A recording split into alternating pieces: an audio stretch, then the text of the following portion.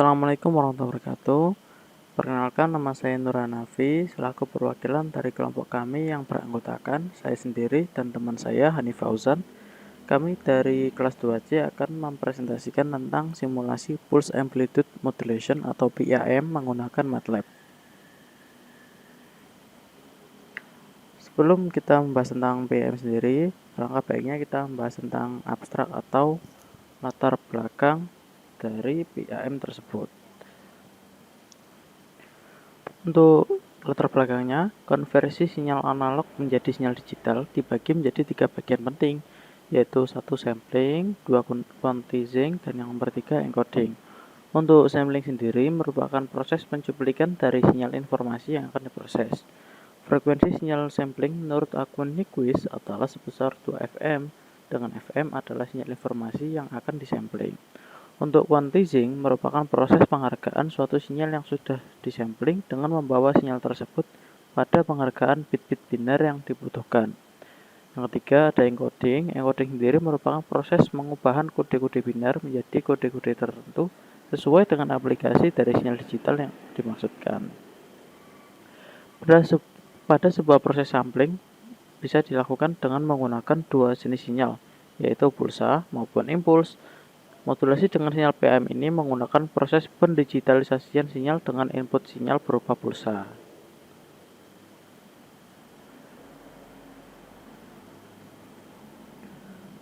Selanjutnya kita akan membahas tentang definisi. Apa itu PAM? Pulse Amplitude Modulation atau PAM adalah proses mendigitalkan suatu sinyal dengan menggunakan sinyal input pulsa. Teknik amplitude pulsa banyak digunakan dalam berbagai aplikasi teknik. Modulasi amplitude pulsa adalah bentuk modulasi sinyal di mana sinyal informasi dikodekan dalam amplitude rangkaian sinyal pulsa. Dengan kata lain, PAM adalah skema modulasi pulsa analog di mana amplitude rangkaian pulsa carrier bervariasi sesuai dengan nilai sampel sinyal pesan.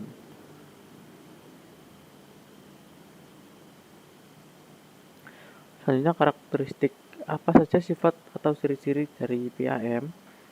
Berdasarkan penjelasan yang sudah saya terangkan sebelumnya, didapatkan dua sifat atau ciri-ciri dari PAM.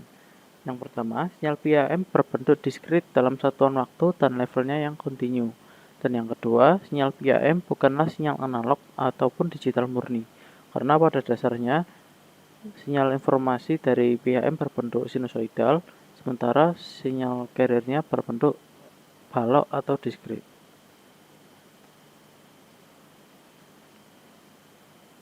Selanjutnya ada skema bagaimana blok diagram dari sebuah PAM. Untuk modulator PAM sendiri ada sinyal informasi yang akan dimodulasikan masuk ke low pass filter. Output dari low pass filter tadi akan dimasukkan ke multiplexer dan digabungkan dengan output dari pulse generator. Selanjutnya outputnya akan diteruskan ke modulator. Lalu dari modulator outputnya juga sudah menghasilkan sinyal PAM. Untuk di modulator PAM sendiri, ada sinyal PAM sudah diterima, masuk ke holding circuit, diolah di situ, lalu dari holding circuit dimasukkan ke low pass filter atau LPF. Setelah itu dari low pass filter sudah termodulasi sinyalnya. Sebenarnya cukup simpel juga. Setelah membahas tentang skema, pengertian, dan ciri-ciri, sekarang selanjutnya kita akan membahas tentang coding dari MATLAB itu sendiri. Oke, baik, di sini sudah tampil. Untuk percobaan kali ini saya menggunakan MATLAB versi R2020A yang dikeluarkan pada tahun 2020 dalam 6 bulan awal. Baik, di sini akan langsung saya jelaskan saja. Untuk CLC, clear all dan close all ini berfungsi untuk membersihkan air dan juga membersihkan seluruh variabel yang telah ada sebelumnya. Langsung lanjut ke FC. FC sendiri adalah frekuensi carrier. Di sini saya menggunakan nilai frekuensi carriernya 100 kHz. Untuk FM-nya sendiri adalah frekuensi sinyal informasi. Saya menggunakan 10 kHz. Untuk FS-nya atau frekuensi sampling, saya menggunakan 100 dikalikan dengan FC. Jadi nanti adalah 10.000 kHz. Baik, selanjutnya ada time period atau rentang waktu yang digunakan. Saya variabelkan dengan huruf T, ada di 0:1, berawal dari 0. Selanjutnya ada 1 per fs. Dari fs-nya ini ada 1 per fs-nya. Lalu yang terakhir ada 4 per fm. Itulah rentang period dan rentang waktu yang digunakan. Yang selanjutnya ada empty atau di sini rumus sinyal informasi. Saya variabelkan dengan empty menggunakan rumus cos 2V FMT. Yang selanjutnya lagi ada rumus sinyal carrier yaitu CT dengan rumusnya 0,5 dikali square atau sinyal balok daripada rumus ini 2pi FCT, lalu pada hasil akhirnya ditambahkan lagi 0,5. Yang selanjutnya ada rumus sinyal termodulasi atau ST sama dengan MT dikalikan CT.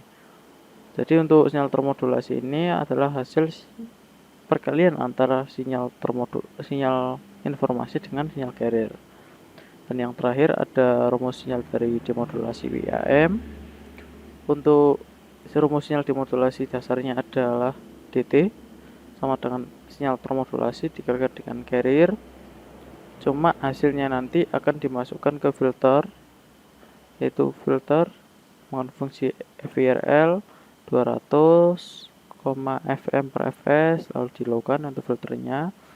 Lalu untuk sinyal demodulasi yang akan dihasilkan nanti adalah konvolasi dari filter yang sudah dideklarasikan sebelumnya dengan DT atau rumus dasar yang sudah di awal ini.